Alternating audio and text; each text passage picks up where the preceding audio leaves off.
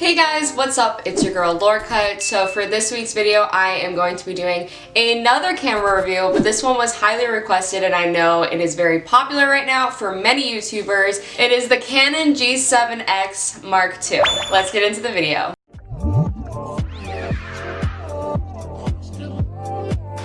Okay, so like you guys saw in how I edit video, I had actually just gotten this camera. I have actually taken a couple pictures and taken a couple videos with it as well, and I know that it's a very popular camera right now. I wanted to see what the hype was all about, really put it to the test. Today, I'm gonna go over the pros and cons of this camera, and this is actually the camera I usually film with. I actually didn't expect it to be this small when I first had received it. I've just seen so many videos of this camera being used and being such high quality for such a tiny camera, and that's exactly what I wanted. I didn't want to carry around a Canon T6 everywhere I went to film. I wanted to do something that was easy. Of course, we're gonna do the usual, start at the pros, and then we're gonna go to the cons of this camera.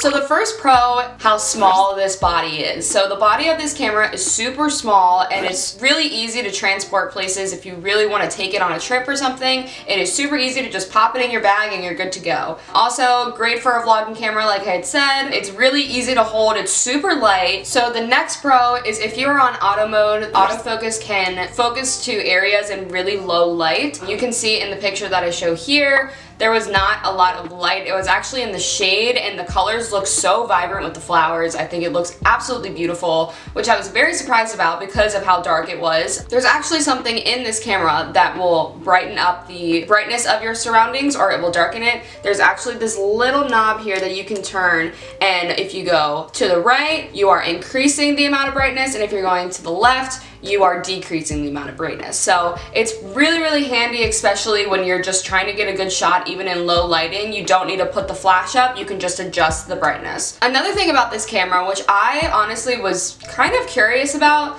was how you can do manual mode. So you can zoom in and you can zoom out with this if you want to do manual mode. So I will switch to manual mode, and this doesn't only zoom in, it actually converts the amount of millimeters of the lens. So for the first one, it starts with 24 millimeters and you keep going and it's 28, 50, 85, 100 millimeters. So it's really, really nice if you just want a specific object in that view for the photo, or for instance like a portrait. Of course, there is another feature of just doing regular zoom, like on a regular camera. You just have to put this forward, and if you want to zoom out, you go the other way. Yeah, it's super, super easy to maneuver through. Everything is pretty self-explanatory once you open up the camera. We have all of our modes here that you can pick from. Another pro is if you're going through this camera and you will go through the different modes that you will find for the type of pictures you would like to take. So for instance, the very center button over here, there are actually different types of image qualities that you can choose from. So we have raw photos, we have high quality JPEGs for A2 prints. There's a bunch of different options, but personally I think the raw option is the best quality for photos. So the quality is 5,472 by 3,648, which is really, really good. So I would just keep it at raw if you want the best pictures possible. Filming with this camera, there are different types of recording qualities and styles. So it has different options for frames per second.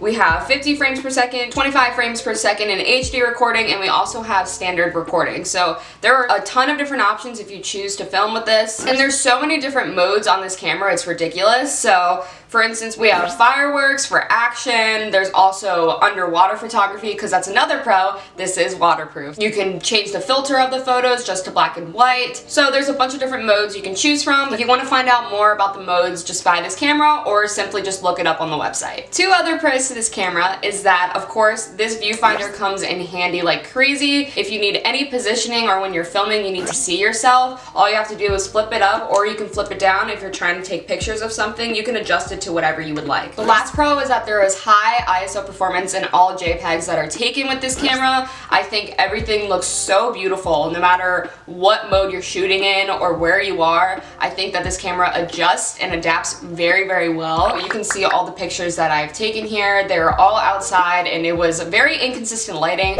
but this camera adjusted to it very well. Okay, and now we're moving on to the cons of this camera. So the first con of this camera is that, of course, there is no 4K feature for the shooting. shooting mode, it is strictly just HD, which is still good. I still think that it's great quality, but of course 4K is the highest quality. Okay, so another con about this is the battery life. The battery life is super fast. So unfortunately, whenever I am filming, I can usually only film one video, or if I'm lucky, I can film two and then it dies. It is very quick and you always have to charge it with the port, which I will admit I do love ports that charge for a camera, but at the same time, I'm not used to this battery life going so quick. So that is one thing I would definitely change about this camera, is the battery, of course. Another con about this camera is that when you're, for instance, taking a photo, it is super hard if you're doing manual mode to try to focus it by yourself. There's just like a sluggish buffer clearing. The camera doesn't allow you to adjust the settings while you're clearing it either. Okay, and the last con of this camera is that using the wide angle creates soft corners due to the strong distortion correction methods, but honestly I don't think it's something that completely breaks the deal for me for this camera. There's so many different features you can do. You can crop, you can edit it yourself with the lighting. Overall, I think that it's great for filming, but it could be better for taking pictures. Definitely would recommend this camera for YouTubers. I've used this for now a month and I have had no problems with it at all, except the battery, but just make sure that you just put it back on the charger right when you're done filming. So yeah, that's it for today's video. Thank you guys so much for watching. I really do appreciate it. If you like this video, please give it a big thumbs up and press the subscribe button down below so you can subscribe to this channel, and also press the bell for the post notifications so you can see every time I post a new video, every single Thursday. Comment down below what you think of the Canon G7X. Well, thank you so much for watching, and I will see you on Thursday. Bye!